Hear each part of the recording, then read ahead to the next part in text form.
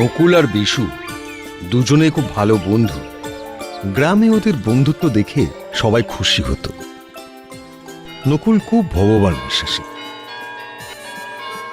আর বিশু খুব পরিশ্রমী। ওরা দুজনে মিলে একটা 1 বিঘে জমি কিনল, উদ্দেশ্য চাষাবাদ করে ধনী হওয়া। বিশু বলল, দেখো দেখো ভাই নকুল, আমরা যদি ঠিক মতো খাটতে পারি তবে আমরা খুব ভালো উপার্জন করতে পারবো। হ্যাঁ, তা ভগবানের যদি ইচ্ছে হয় তবে নিশ্চয়ই হবে। দুজন দুজনের মনোভাব জানালো।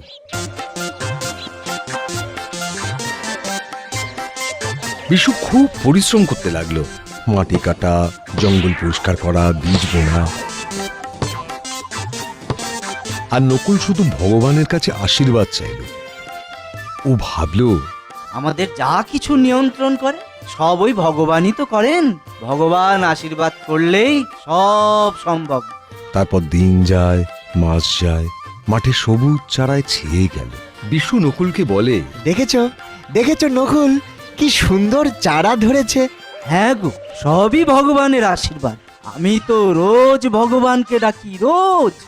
বিশু কিছু বলে না, সে শুধু মন দিয়ে কাজ করতে থাকে। আরো কিছুদিন গেল, ফসল ফলল, জমি সোনালি ফসলে ভরে গেল। নকুল আর বিশু খুব খুশি। নকুল আকাশের দিকে হাত জোর করে প্রণাম করে বলে, হে ভগবান, ভগবান, তোমার আশীর্বাদে এ সব সম্ভব, সব সম্ভব।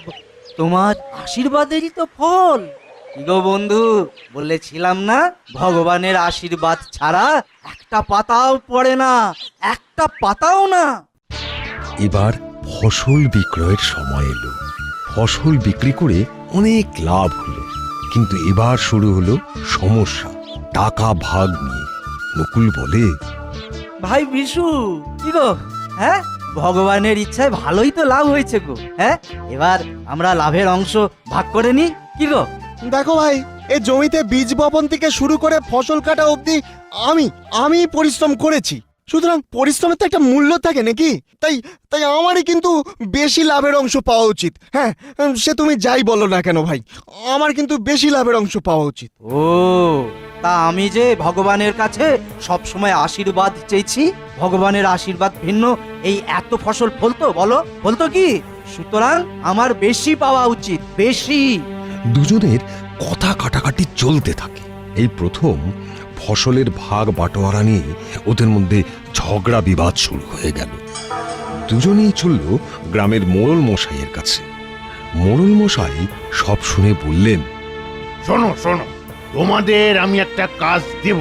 তোমাদের মধ্যে যে এই কঠিন কাজটি করতে পারবে সেই লাভের অংশ বেশি পাবে।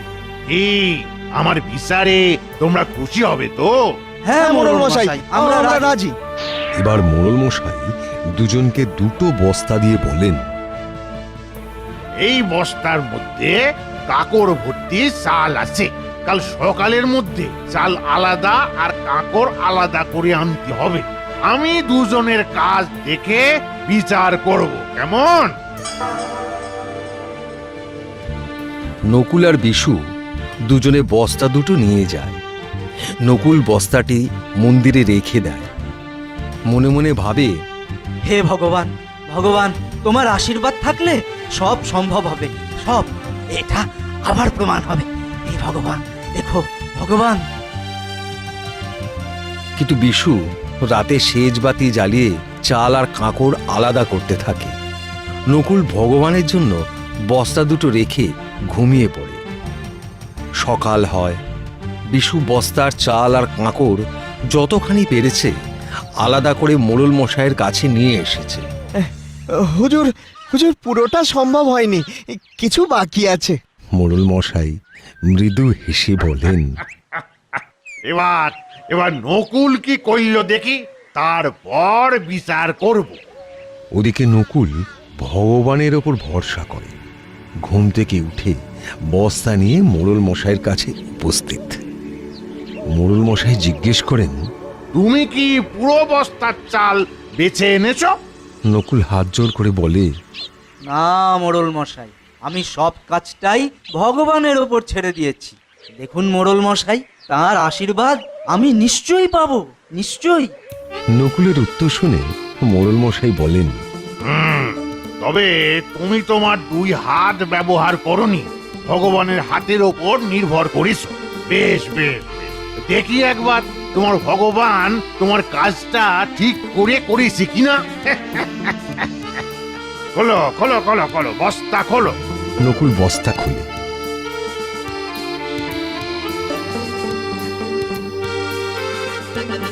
দেখা যায় যেমন কাঁকড় ভর্তি ছিল ঠিক তেমনই আছে। তখন মোড়ল হেসে বলেন, ভগবান আমাদের সবাইকে এই 2টো হাত দিয়েছেন কাজ করার জন্য। এটাই ওনার শ্রেষ্ঠ দান। উনি তাদেরকেই আশীর্বাদ করেন যারা পরিশ্রম করে। বুঝলে নকুল, এই বিশুর পরিশ্রমেই তোমাদের ফসল হয়েছে, তুমি কোনো পরিশ্রম করনি। তাই লাভের অংশ বিশুই বেশি পাবে। নকুল সব বুঝতে পারল। তার যে মারাত্মক ভুল হয়েছে সে সেটা বুঝতে পারল। মোড়ল আরো বললেন, নকুল, তুমি যদি বিশুর সাথে হাত মিলিয়ে কাজ করতে, তবে তোমাদের আরো ফসল হতো, আরো বেশি উপার্জন করতে পারতে। এরপর থেকে নকুল আর বিশু তাদের জমির পেছনে পরিশ্রম করতে লাগলো। সে বছর আরো আরো বেশি ফসল হলো, লাভ হলো অনেক বেশি। আর কোনোদিন ভাগ বাটোয়ারা নিয়ে তাদের মধ্যে কোনো বিবাদ হয়নি।